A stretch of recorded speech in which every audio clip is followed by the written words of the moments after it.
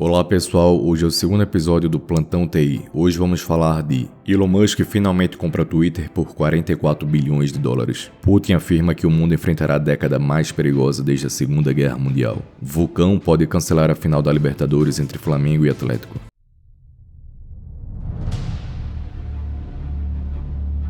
Elon Musk é o novo dono do Twitter. A compra da rede social pelo bilionário foi concluída na noite de quinta-feira, dia 27, pelo valor de 44 bilhões de dólares, cerca de 235 bilhões de reais. Presidente e diretores já foram demitidos e ele escreveu: "O pássaro foi libertado". Anteriormente, o empresário acusou executivos de enganar ele e os investidores da plataforma sobre o número de contas falsas na mídia social, motivo pelo qual a compra havia sido cancelada ou ao menos suspensa. A negociação até o acerto foi longa, 6 meses de idas e vindas. Ele já demitiu o presidente executivo do Twitter, Parag Agrawal, o diretor financeiro Ned Segal e o chefe de assuntos jurídicos e políticos, Vijay Gadde. Musk havia anunciado a compra da rede social em abril deste ano, mas em menos de 3 meses voltou atrás alegando que não havia sido informado sobre o número de contas falsas e spam no Twitter. Os representantes da rede social na época afirmaram que seguiram todos os acordos e acusaram o empresário de não cumprir com o acerto. As duas partes entraram em uma briga judicial que se encerrou no início do mês, quando Elon aceitou comprar o Twitter de uma vez por todas. Mais cedo, na quinta-feira, Musk disse que quer derrotar bots de spam no Twitter, tornar os algoritmos que determinam como o conteúdo é apresentado aos usuários publicamente disponíveis e impedir que a plataforma se torne uma câmara de eco para ódio e divisão.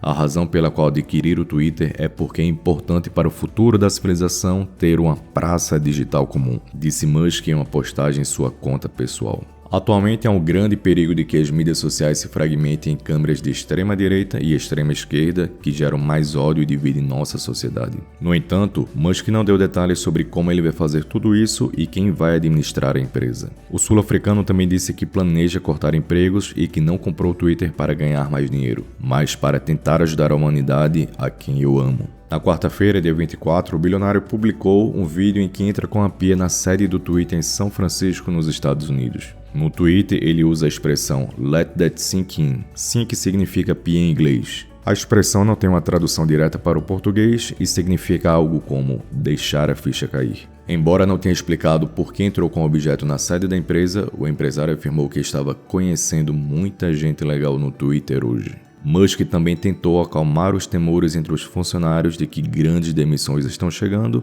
e garantiu aos anunciantes que suas críticas anteriores às regras de moderação de conteúdo da plataforma não prejudicariam seu apelo. O Twitter, obviamente, não pode se tornar um inferno para todos, onde qualquer coisa pode ser dita sem consequências, afirmou Musk em carta aberta aos anunciantes. Além disso, o sul-africano indicou que vê a nova aquisição como uma base para a criação de um super aplicativo que oferece tudo, desde transferências de dinheiro a compras e caronas. O potencial de longo prazo para o Twitter, na minha opinião, é uma ordem de magnitude maior do que o seu valor atual, disse Musk na ligação da Tesla com analistas em 19 de outubro.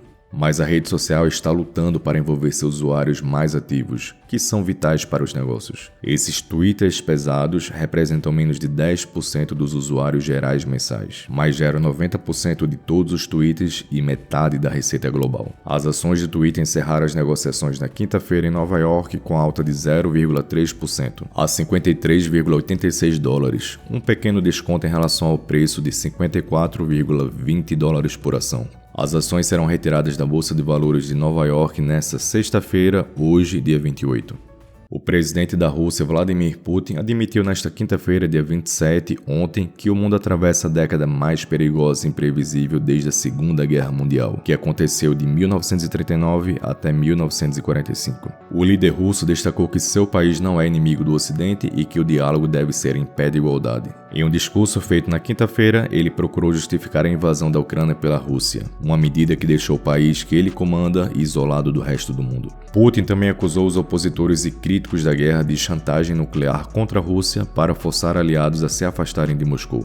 Países da América do Norte e da Europa denunciaram recentes ameaças nucleares veladas do Kremlin. No início desta semana, a Aliança Militar da Organização do Tratado do Atlântico Norte, a OTAN, condenou as alegações infundadas da Rússia de que a Ucrânia poderia usar uma bomba suja, explosivos convencionais misturados com material radioativo. O secretário-geral da OTAN, Jens Stoltenberg, disse que os membros da aliança rejeitam essa alegação e que a Rússia não deve usá-la como pretexto para uma escalada militar. Putin falou no fórum anual do grupo Valdai após uma série de recentes derrotas na Ucrânia e a crescente indignação pública por uma campanha para mobilizar cerca de 300 mil russos para o esforço de guerra.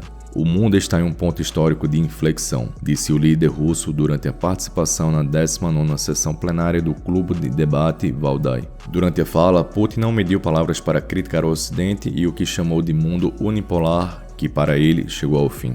Aquele que semeia vento colhe tempestades, advertiu. Entretanto, completou o presidente da Rússia, que os países ocidentais terão que começar a falar em pé de igualdade com o resto do mundo sobre um futuro comum. E quanto antes o fizerem, melhor, afirmou. Segundo Putin, a Rússia, como civilização independente e única, nunca se considerou nem se considera inimiga do Ocidente, assim como não está desafiando os limites ocidentais ou quer ocupar lugar de potência hegemônica na nova ordem mundial. A Rússia não propõe substituir a unipolaridade com a bipolaridade ou a tripolaridade, substituir o domínio do Ocidente pelo domínio do leste, norte ou sul. Isso, inevitavelmente, levaria a um novo beco sem saída, garantiu o chefe de Estado. Além disso, defendeu uma reflexão na diversidade do mundo nas estruturas da ONU, incluindo o Conselho de Segurança. Possivelmente, é preciso pensar que a estrutura da ONU e o Conselho de Segurança reflitam melhor a diversidade das regiões do mundo, disse. Putin acrescentou que o amanhã de países da Ásia, África, América Latina dependerá muito mais do que o que se acredita atualmente.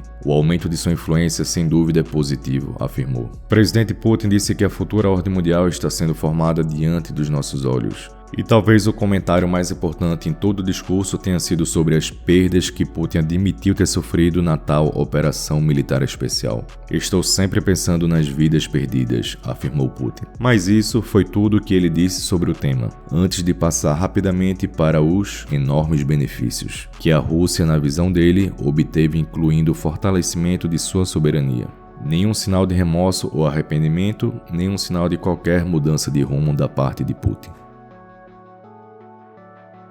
O Vulcão pode cancelar a final da Libertadores entre Flamengo e Atlético. Se o Vulcão permitir, rubro-negros se enfrentam no sábado, dia 29, amanhã, em Guayaquil. A final da Libertadores tem data marcada para este sábado, dia 29, entre Flamengo e Atlético Paranaense, na cidade de Guayaquil, no Equador. Mas o jogo tem chances de ser cancelado devido a um vulcão com possibilidade de erupção. De acordo com o portal Trending Tale, o vulcão Cotopaxi, que fica localizado a 75 km de Quito, acendeu um alerta amarelo na cidade devido a uma forte possibilidade de erupção. Se isso acontecer, os voos agendados serão automaticamente cancelados por motivo de segurança. Autoridades locais já estão orientando moradores e turistas com informativos acerca do possível acontecimento. Até o momento foram vendidos mais de 11 mil ingressos para a partida. A Conmebol e as autoridades do Equador ainda não se pronunciaram se realmente vão adiar ou não. A final entre Flamengo e Atlético Paranaense acontece no próximo sábado, às 5 da tarde, no estádio Monumental Isidro Romero Carbo, em Guayaquil, no Equador. A decisão será em jogo único e qualquer empate levará a partida para a prorrogação.